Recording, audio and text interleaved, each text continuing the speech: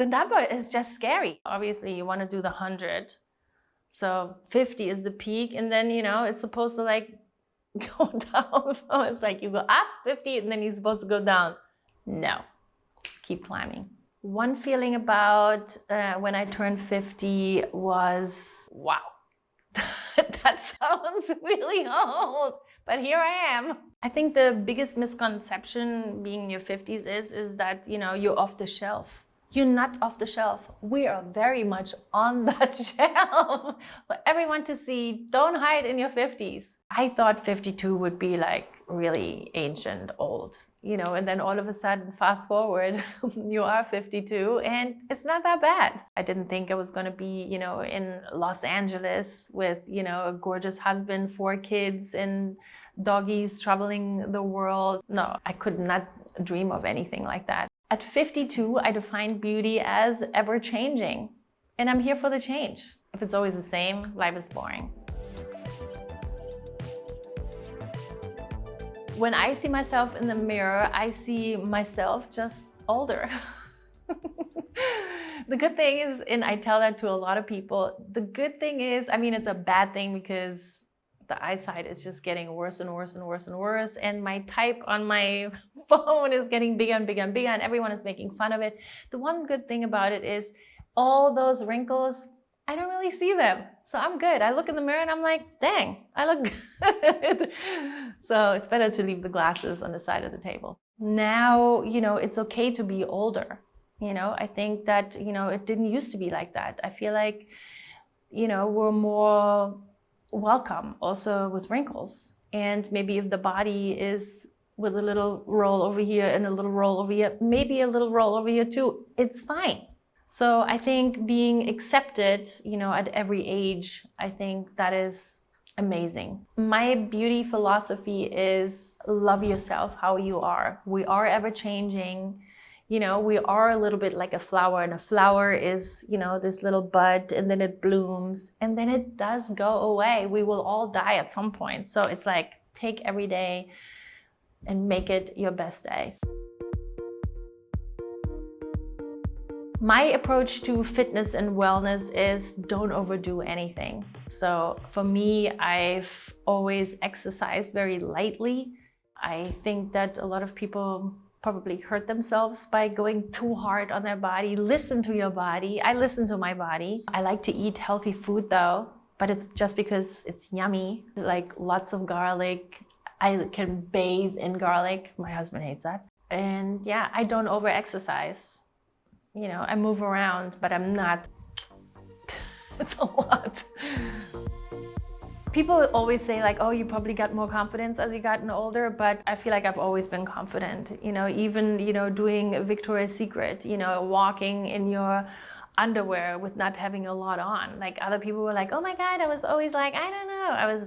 I'm like, I have no problem walking back and forth in my underwear. Like I would have now too. If I have to change, I'm not like hiding in a corner or going in another room.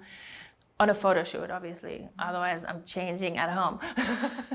I think my confidence has come from my parents. I think, having a good self-worth. I feel like, when you grow up, I think it is important as a parent, to tell your kids that they're doing a good job and that they're good. And, no matter what I did, if it was dancing in front of people on the stage or doing a painting, whatever it is, I feel like I always got props from my parents, telling me I was doing a good job. So it made me feel good about myself. And then I continued on to do more things. I have 4 kids, so, I try to do the same with them, being positive, being a positive pool for them.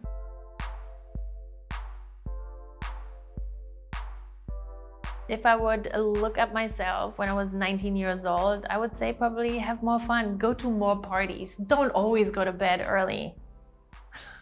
Live a little. I started later on in life. No, when I was younger, I was always like, yeah, everyone else was always going out. I was always going to bed. I think I was a rule follower. Yeah, my parents, even though they were very, complimenting me, but they were also quite strict. So I couldn't just be a cat and roam the streets like however long I wanted. You know, I had to be home at a certain time. And even later in life too, I wanted to work and I wanted to succeed in what I was doing. So I knew I had 10 castings the next day. I would go to bed, making sure I was bright-eyed and bushy-tailed. Like I did yesterday. Can you not tell? I'm well rested. I had like more than 8.5 hours. I'm like, but then I also fall asleep at like 8:30, 9 o'clock. I'd be like, it's like someone pulled the plug. I imagine my life in 20 years when I'm going to be 72 as I'm going to make it work. I'm going to make it work.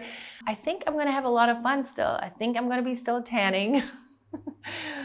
Hopefully without skin cancer, because I have been tanning for those 20 years since this moment right now. I so hope that I'm still going to be with my amazing Tom. And yeah, that's what I'm hoping. And my kids are still coming to Thanksgiving and Christmas and birthdays, you know, because they're all flying around in the world doing their thing. So at 72, I hopefully will be a grandma by then. Yes.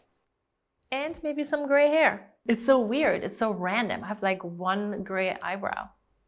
I have one here, long hair that I get here, and I have one on this boob that is this long sometimes. This comes with age. See, you know everything about me. What is always in for me is a good mood. To be in a good mood, to have a smile on your face. I still believe that this is our best accessory, you know, to have a good mood and a smile on your face, because I feel like it changes the mood. It doesn't matter what you wear. I think a good smile is the best accessory that we have. What is out is definitely a bad mood. Because with clothes or anything like that, I feel like right now anything goes in any case, you know, which is so fun. So I feel like people can really show their personality through their clothes, through their hair, through their makeup, you know. But I feel like a good attitude is always in and a bad attitude is always out. What is my superpower? My superpower is that there's only one Heidi Klum. That's it. And this is also your superpower, so don't forget that. If you enter your 50s, you've made it. Congratulations.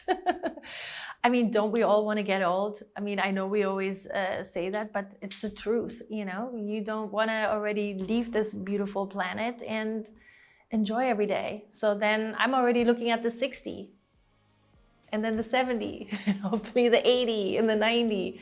And if we're still kicking it then, let's celebrate it.